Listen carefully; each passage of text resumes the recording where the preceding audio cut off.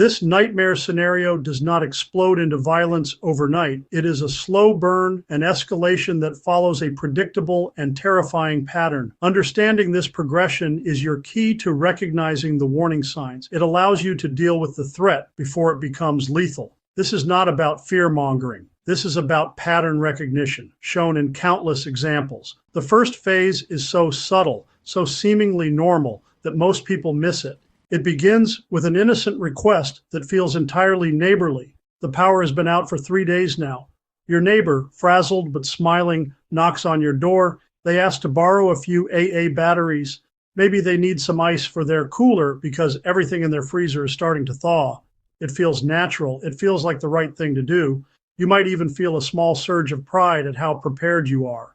You hand over the batteries, you hand over the ice, they say thank you, and you both go back to your homes. But here is what has actually just happened, whether either of you realize it or not. They have just identified you as a resource. In their mental database of the neighborhood, a new entry has just been created. You have been tagged as the person who has things when other people do not. They are not being malicious at this stage, not in the slightest. They are simply filing away a piece of information that might become critically important to them later on. They have seen with their own eyes that you have a surplus. You have confirmed that you planned ahead, and this small confirmation is the first crack in your operational security. This phase is your last, best chance to maintain your gray man status and control the narrative. What you do right here in this seemingly innocent moment sets the entire tone for everything that follows. Giving away supplies, even small ones, is a dangerous precedent. A better response might be to feign your own level of unpreparedness. You could say, I think I have a couple of loose ones rolling around in a drawer somewhere. Let me check, instead of producing a fresh pack. You make it seem like a lucky find, not a planned surplus. This small act of theater could be the most important strategic decision you make. The situation has deteriorated significantly since that first innocent request. It has now been a week, maybe 2, since the initial event. The power is definitely not coming back on anytime soon.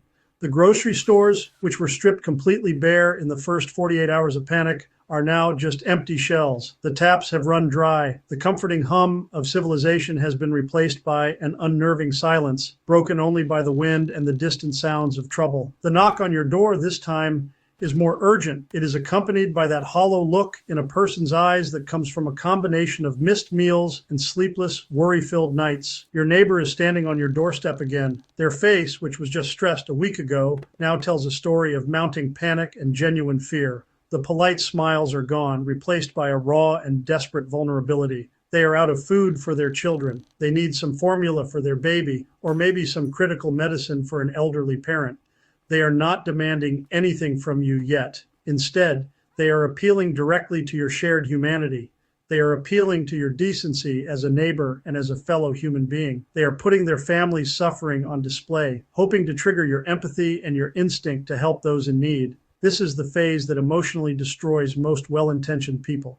Saying no at this stage feels like a profound betrayal of everything you were raised to believe about community and helping others. It feels cruel and selfish. The moral weight of turning away a person in this state is immense. But saying yes is an even greater strategic error. Saying yes confirms, without a shadow of a doubt, that you have a significant stockpile. You have just broadcasted to the world that your home is the local FEMA distribution center. You had better believe that word of your generosity will spread faster than wildfire through the desperate and starving neighborhood.